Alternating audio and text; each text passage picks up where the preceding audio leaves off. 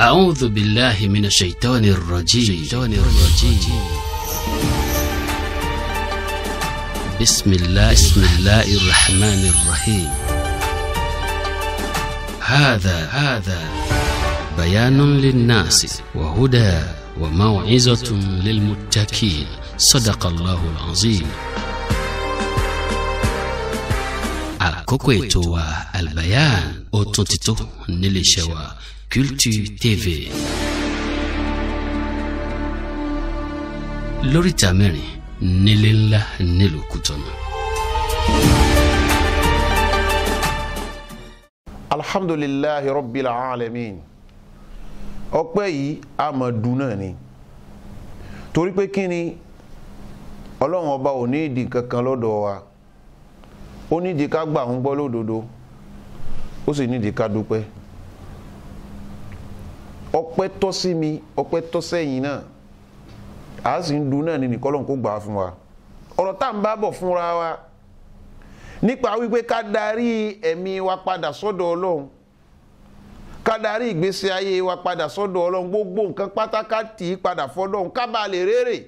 ká bá lè rẹ́san, ká bá lè jẹ ẹrú gidi. Tá ń sọ̀rọ̀ ẹ̀bọ̀ fúnra wa. A sọ fúnra wa sọ wípé àpẹẹrẹ tá fi mọ àwọn tí wọ́n jẹ́ ẹni Ọlọ́run, àpẹẹrẹ tá fi mọ yàtọ̀ láàrin àwọn ẹni Ọlọ́run tí wọ́n darí padà sọ́dọ̀ rẹ̀, òun ni àwọn nǹkan tá ń kàbọ̀ fúnra wa. Àwa bá débi wípé adamul israr ala zambi, wọn ò ní dúró lórí pé àwọn ti ṣe náà, tá bá rí pé àwọn ṣe nǹkan tí ọ̀dà wọn wà foríjì lẹ́ẹ̀kan náà, torí pé ìbẹ̀rù Ọlọ́run ọba wọn ń bẹ lẹ́mìí wọn. Abdullahi ibn Mas'ud, ìkan náà sàhábà, ó sọ báyìí, ó ní innal mu'mina, ó ní dájúdájú ẹni tó jẹ́ mùmínì òdodo tó gba Ọlọ́run ọba gbọ́ ní kọ̀kọ̀ tó sì gba Ọlọ́run ọba gbọ́ ní gbangba, tó bá rí ẹ̀ṣẹ̀ tó ṣẹ̀ báyìí, ẹ̀ṣẹ̀ rẹ̀ yóò dà gẹ́gẹ́ bí àpáta ńlá kan tó ṣí báyìí tó fẹ́ wólù. Yóò máa bẹ̀rù pé kápátá ní kó má wólù, yóò wá sá eré láti ṣàtúnṣe. Èmi pẹ̀lú yín jẹ́ adẹ́ṣẹ̀ kan lé ní tẹ́rù bà wá mọ́, kò sí ohun tá a ṣe lé ní èyí ò dá tọ́lọ́run wí, kò sí èyí tá a ṣe ń bẹ̀ tẹ́rù bà wá. Kódà ọmọ Ádámù fẹ́ lè sọ fọ́lọ́run pé sọ̀kalẹ̀ wá yín kájọ fà á, máa bọ̀ wá ní ohun tá ń dánwò lé ní, ní ohun tá ń dánwò léni, ihun tí bàbá ń dánwò, ihun tí ìyá ń dánwò, ihun tó ọ̀gá ń dánwò, ihun tó ọmọọṣẹ́ ń dánwò, ọ̀rẹ́ méjì síra wọn, ẹ̀gbọ́n àbúrò síra wọn, ihun tá ń dánwò léni ọ̀dà. Bá a bá ṣe bàjẹ́ tán tá a hùwà tí ọ̀dà, kò dẹ́rù bà wá. Abdullahi ibn Mas'ud, ó lẹ́ni tó bá jẹ́ mùmínì òdodo tó gbà fọ́lọ́run lódodo, ẹ̀ṣẹ̀ tó bá ṣẹ̀ yóò máa rí ní ìrí gẹ́gẹ́ bíi pé àpáta ńlá kan nìní tó fẹ́ ṣíbò òun. Ẹ̀rù ó máa bá ń pé kápáta ní kó má ṣíbò òun, yóò wá jáwọ́ kó níbi ẹ̀ṣẹ̀ ni, yóò lọ wá dáríjì, kò ní padà bẹ̀ mọ́. Àmọ́ ẹni ó jẹ́ mùnáfìkì alfajir tó jẹ́ pòkí èèyàn, òun ó máa rí ẹ̀ṣẹ̀ tó ṣẹ̀ kazubabi wákan ara anfihi, yóò máa rí ẹ̀ṣẹ̀ tó ṣẹ̀ bí ìgbà tí eṣinṣin bà lé imú ẹ̀ báyìí. Njó jọra wọn nísìn. Mùmínì òun ó máa rí ẹ̀ṣẹ̀ rẹ̀ ní ìrí àpáta ńlá tó fẹ́ ṣíbò òun, yóò wá ẹ̀rù ó wá bà. Ṣó wá rí mùnáfìkì pòkí, ẹ̀ṣẹ̀ tiẹ̀ yóò rí ẹ̀ṣẹ̀ náà ní ìrí bí ìgbà tí yànmùyánmú bà lé nímú báyìí. Àkọ́dá nínú àpẹẹrẹ tátù máa fi mà wípé lágbájá ó ti darí padà sọ́dọ̀ Ọlọ́run, ó ti bá Ọlọ́run dúró, kò fẹ́ nǹkan kan máa fọ́ Ọlọ́run. Òun ni kíni, inú ẹ̀ ó máa bàjẹ́ nípa àwọn iṣẹ́ olóore tó yẹ kó ṣe tó bọ́mọ lọ́wọ́. Nínú àwẹ̀ la wà yìí nísìn, bóyá ó fẹ́ ṣe sàárà kan ni, ó wá rí i pé òun ò rí ṣe, bóyá ó fẹ́ ṣe ìtọrẹ àánú kó rí pé òun ò rí ṣe, inú ẹ̀ ó máa bàjẹ́ pé báwo ni kìíní ìṣe bọ́mọ mi lọ́wọ́. Nínú àwọn àpẹẹrẹ tá a máa fi mà sọ pé lágbájá ti darí padà sọ́dọ̀ Ọlọ́run tán yányán, alhirsun ala adaiha aw fil ta'at. Bákan náà ni èyí tó bọ́mọ lọ́wọ́ ni yóò máa wá ṣojú kòkòrò pé kóun lè dá padà, kóun mú wá bó ti tọ́ bó ti yẹ, àti wípé kí ni òun gbọ́dọ̀ gbìyànjú kóun ṣe iṣẹ́ rere, òun gbọ́dọ̀ wá ìtẹ̀lé Ọlọ́run, kóun tẹ̀lé Ọlọ́run bó ti tọ́ bó ti yẹ, léyìí tó já sí wípé èyí ni ó sún mọ́ Ọlọ́run. Láti ibi èyí ni òun ó sì rí ìkẹ́ tó pọ̀ gbà, òun ó sì rí oore tó pọ̀ lọ́dọ̀ Ọlọ́run. Wa hadha sayyidul munibin rasulul karim sallallahu alayhi wa sallam yaqulu yawm al-handaq an al-mushrikin shagaluna an salat al-asr. Ẹ wo aṣáájú àgbà, ẹni ó jẹ́ aṣáájú fún gbogbo àwọn tí wọ́n ń darí padà sọ́dọ̀ Ọlọ́run. Talẹ́ni náà, ọ̀gá wa àgbà náà Muhammad sallallahu alayhi wa sallam. Níbi ogun Handek,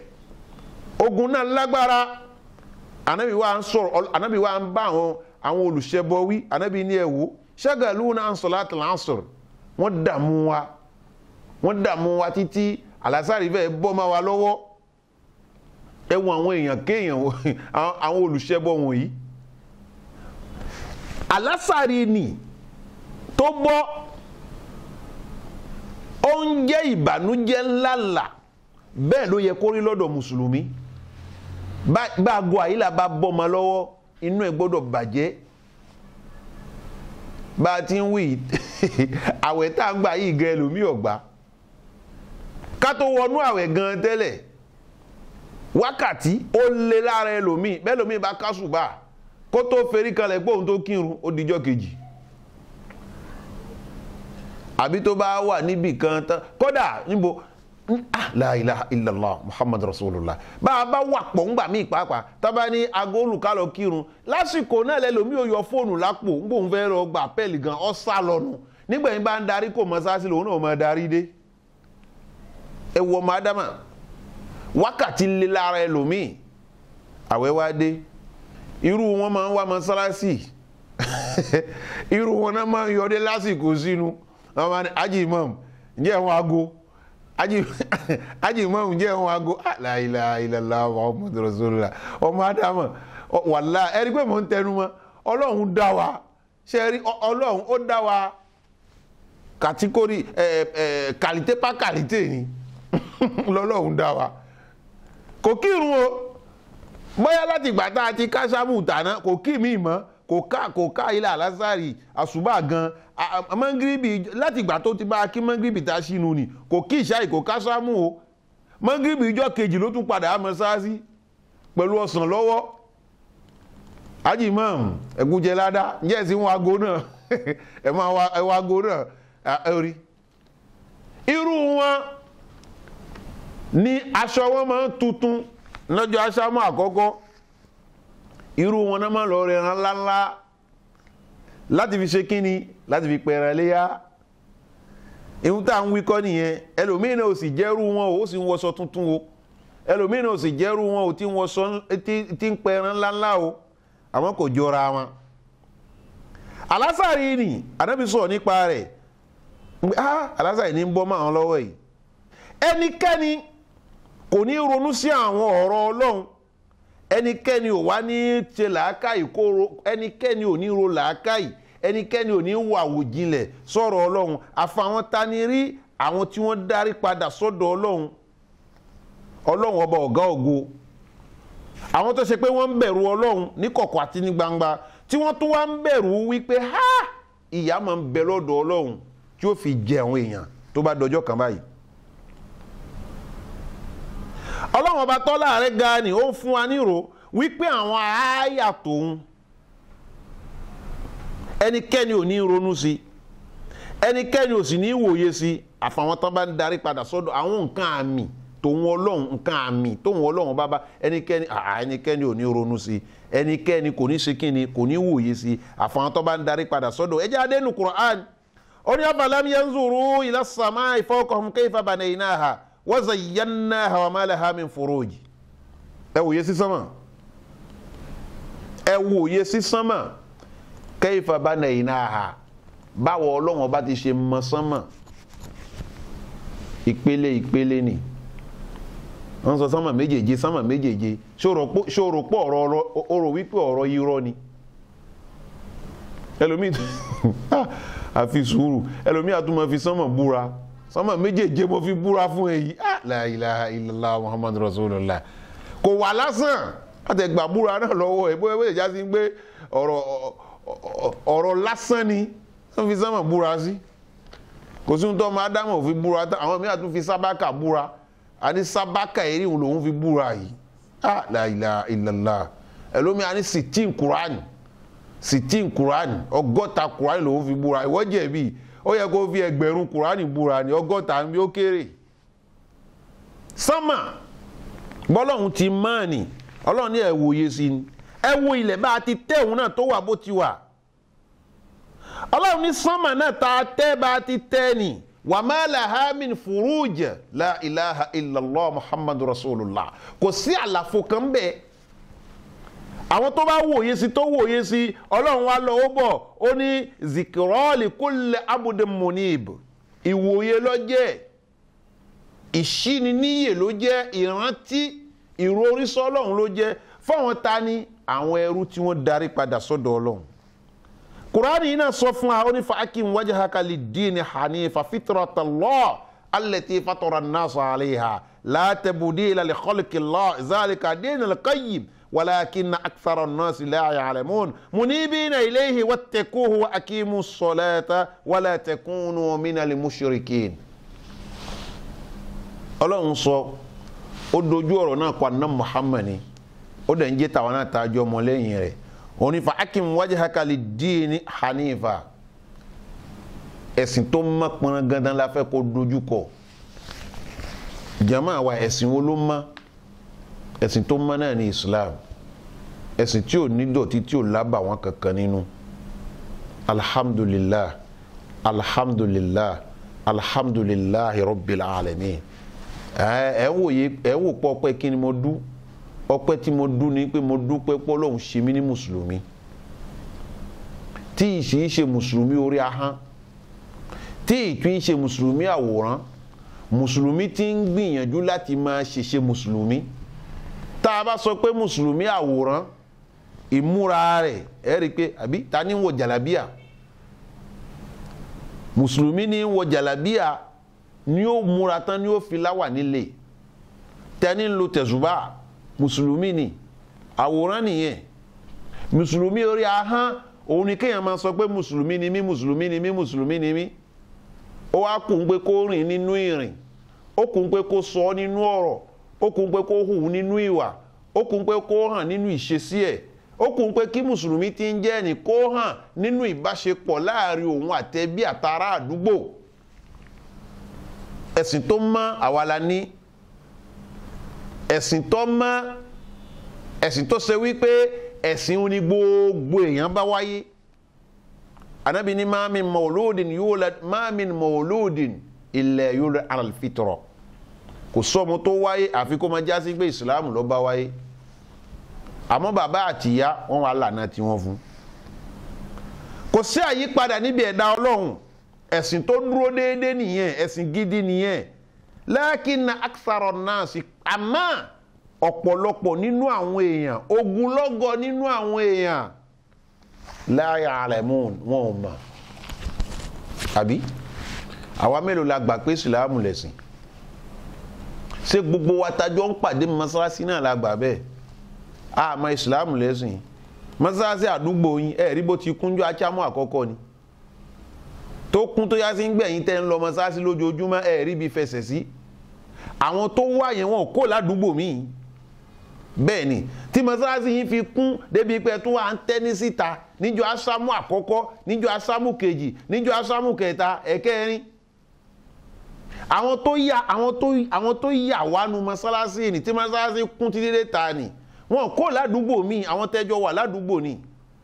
ibo ni wọ́n wá wà látijọ́ yìí nígbà tán bá mọ̀ wípé ìsìláàmù lẹ̀sìn lóòótọ́ ibo ni wọ́n wà látijọ́ yìí táwọn fi ń débi tó dé lónìí nísìn ó rí pé mọ́sálásí yìí ti dá ẹ̀yin tẹ́ mọ́ sábà ríra yín mọ́sálásí tẹ́lẹ̀ rí ẹ̀yin lẹ́ ríra yín báyìí nísìn ẹ̀ṣẹ́ tó rí wọn mọ́ mọ́sálásí ti tún dá kálukú ti tún fà ẹ̀yìn wọ́n ti padà sí abúlé wọn padà abẹ́ àgọ́ wọn ti padà abẹ́ kọ̀rọ̀ yàrá wọn ti padà abẹ́ wọ́n mọ ìsìláàmù lẹ́sìn ni àwọn eléwọ̀n ni là ń pè ní àwọn ẹlẹ́sìn ọdọọdún inú àwẹ̀ nìkan ni wọ́n ń ṣẹ̀sìn àwọn kan nìyẹn wọ́n mọ ìsìláàmù lẹ́sìn àwọn kan ń bẹ ẹlẹ́sìn ọ̀sẹ̀ọ̀sẹ̀ làwọn ìjọ jímọ̀ nìkan lẹ́ẹ̀mọ́ rí wọn jímọ̀ wọ́n mọ ìsìláàmù lẹ́sìn bàbá mọ ìsìláàmù lẹ́sìn kí láàrin tí káwẹ̀ ó dé tán ká tó ṣẹ̀sìn a máa ṣe ní gbogbo ìgbà ni Dinul Qayyim ẹ̀sìn tó dúró déédéé ni tí kò yẹ̀ tí kò bò tí ò sì lábà wọn ó mọ́ kó níbi gbogbo ohun tí ń jẹ́ dọ̀tí àwọn èèyàn ò mọ̀ ọ̀dọ̀ Ọlọ́run yìí náà la darí padà sí adẹ̀gbọ́dọ̀ bẹ̀rù ẹ̀ ẹ máa kírun ẹ jẹ́ a máa kírun inna as-salata kanat ala al-mu'minin kitaban mawquta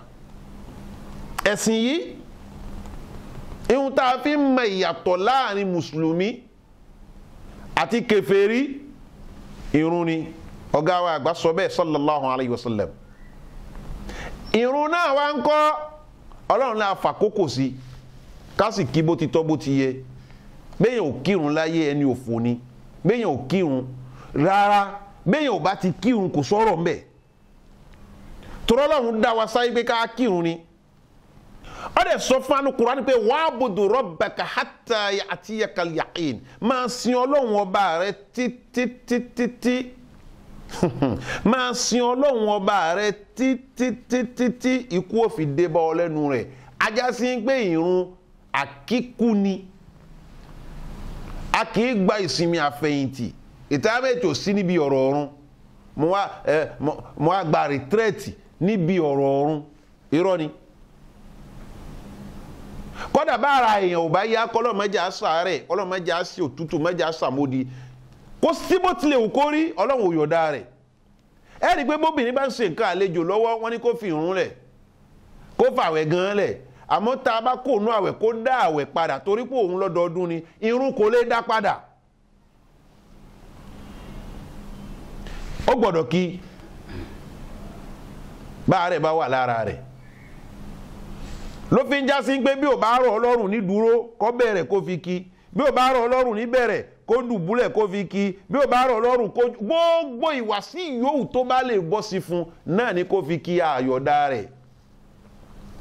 la ilaha illallah ẹ wo ojú ogun bó ti lágbára tó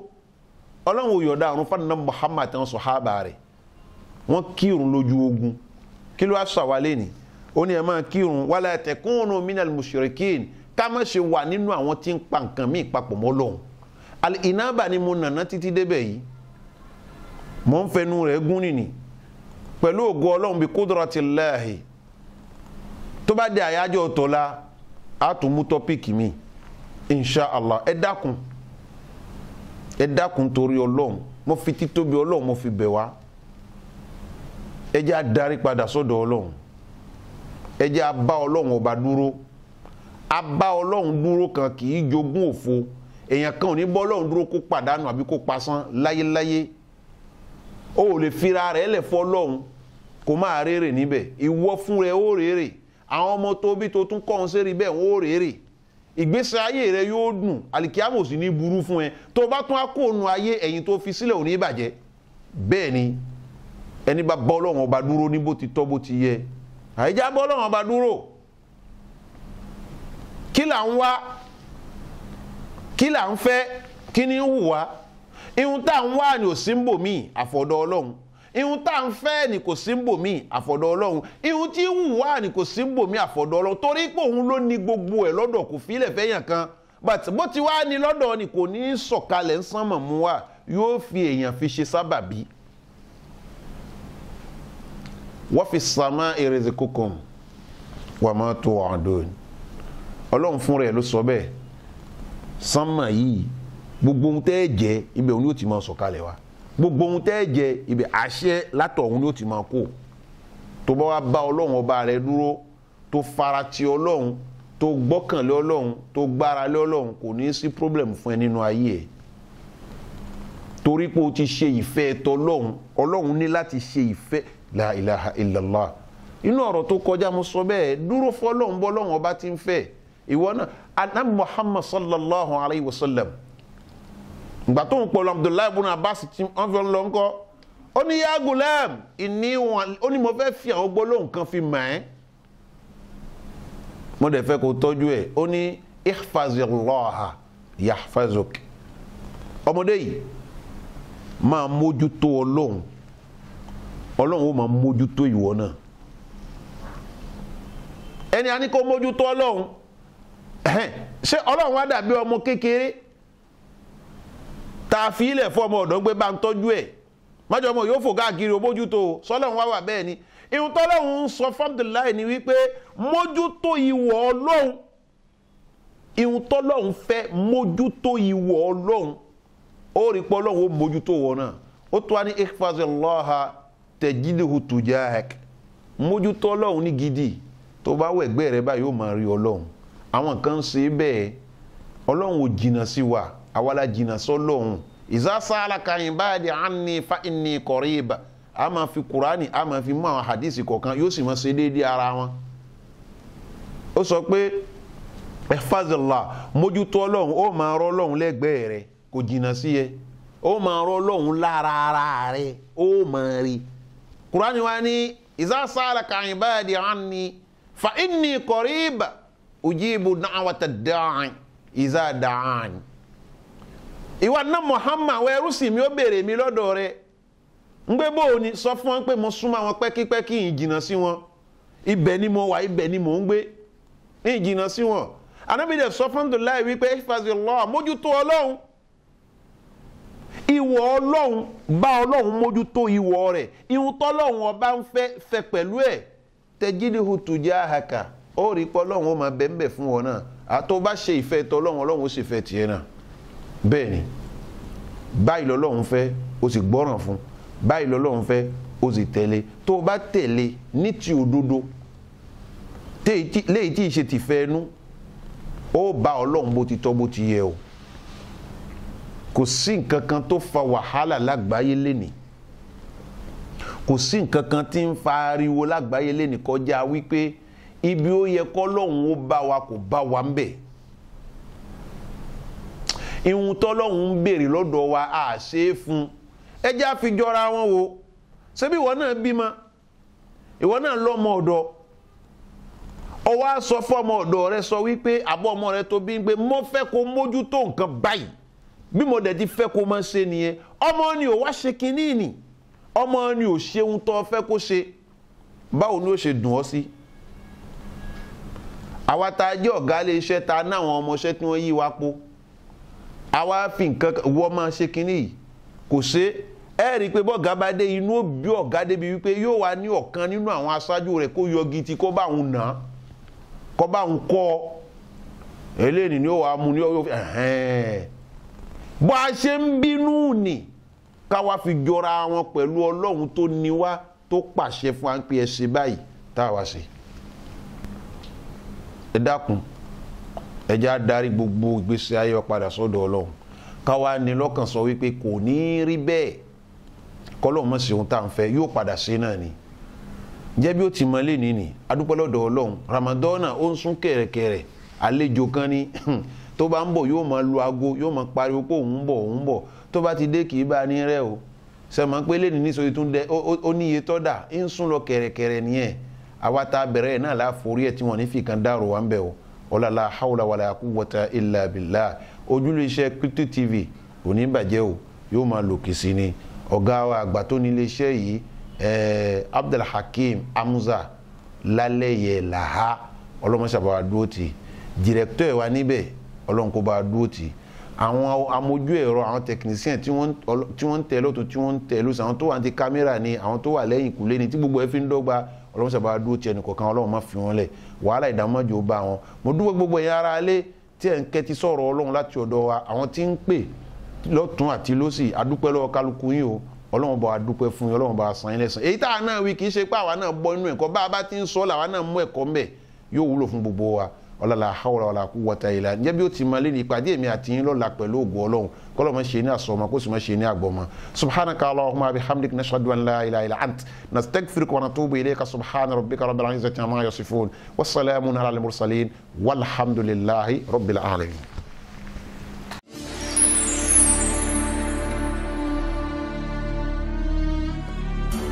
أعوذ بالله من الشيطان الرجيم.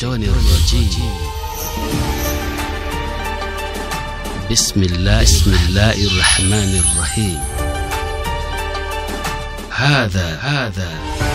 بيان للناس وهدى وموعظة للمتقين. صدق الله العظيم.